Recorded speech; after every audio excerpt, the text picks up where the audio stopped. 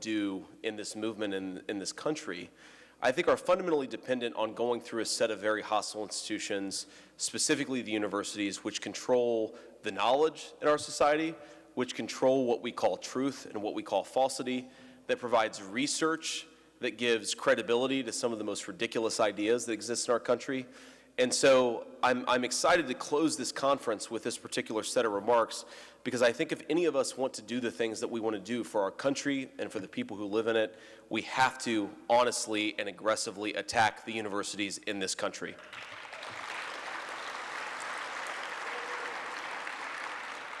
Now, I am, as of July of this year, a Senate candidate in the state of Ohio, which is a very unique situation for me to be in. Thank you. You can all go to jdvance.com and make yourselves as poor as possible to support my campaign. But, you know, one of the things that consistently comes up in my campaign, because I was one of these people who didn't quite get Donald Trump in the beginning, I didn't sort of fully appreciate where he was coming from or what he was about, and now I very much do, is this concept of red pilling. And if you ever heard this term, it comes from the movie The Matrix, which, as I understand it, is made by a couple of people who do not share the politics of the people in this room. But the basic idea is that once you see the way that knowledge is transmitted, once you see the way that public policy works in this country, it's very hard to unsee it. And so there's this scene in the movie The Matrix where the chief protagonist is given an opportunity to take the blue pill or the red pill. And he takes the red pill. And the red pill effectively reveals to him the fundamental corruption that laid at the heart of the society that he lived in.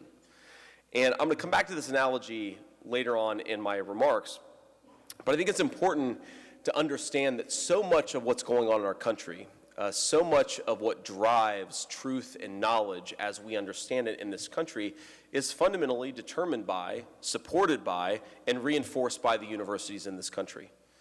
That is the world that we live in. We live in a world that has been made effectively by university knowledge. And if you ask yourself, why have we consented to this? Why have we accepted a world in which the universities, which, by the way, are not exactly politically sympathetic with any of the people in this room, why have we done that? The universities will make two claims. The first claim, what they provide for our society, is that they provide for the dissemination of knowledge and truth. That's what the universities do. That's the first thing. And the second thing the universities do in this country is that they train young minds to think in innovative and thoughtful ways about the problems that we'll experience, because no society can fully anticipate or appreciate what's about to come around the corner, and so it must train the next generation of leaders to know what the next problems will be, to apply first principles to those problems, and to eventually solve the issues that our society encounters. That is what the universities do, to disseminate truth and knowledge and to train the next generation of young minds.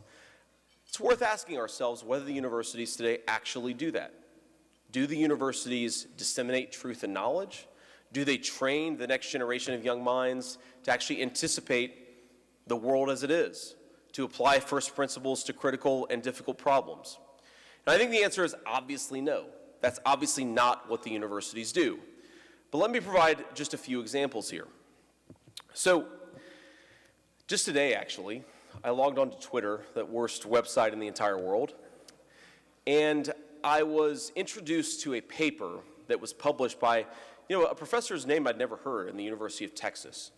And the basic argument that this professor makes is that many of the research outcomes in astrophysics and in other fields can be predicted by an artificial intelligence algorithm. This professor said that if you want to actually predict what the next generation of academics will produce, one of the very useful tools is artificial intelligence algorithms. And it occurred to me, of course, that for so much of the past 10 or so years, we've been told that all the blue-collar jobs will be replaced by artificial intelligence. And yet here's a professor telling us that the academic knowledge that exists in our society will be replaced by artificial intelligence. Of course, the professors reacted crazily to this. A pogrom started on social media. The guy was turned into the great Satan. And I have to bring out my, my phone here to remember the exact thing that was said here. But today, the professor who published this paper issued the following apology. Let me just read it.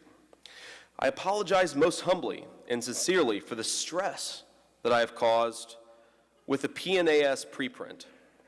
The paper and my book on using metrics of research impact to help inform decisions on career advancement.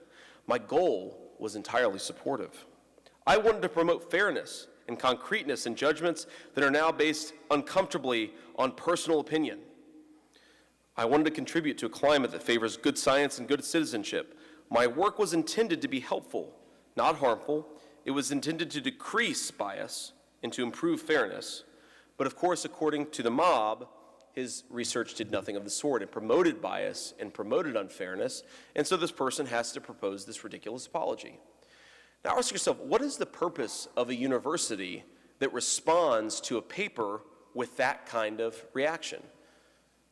What is the purpose of a university that is theoretically dedicated to truth and knowledge, looking at a paper like that and saying, this is totally unacceptable.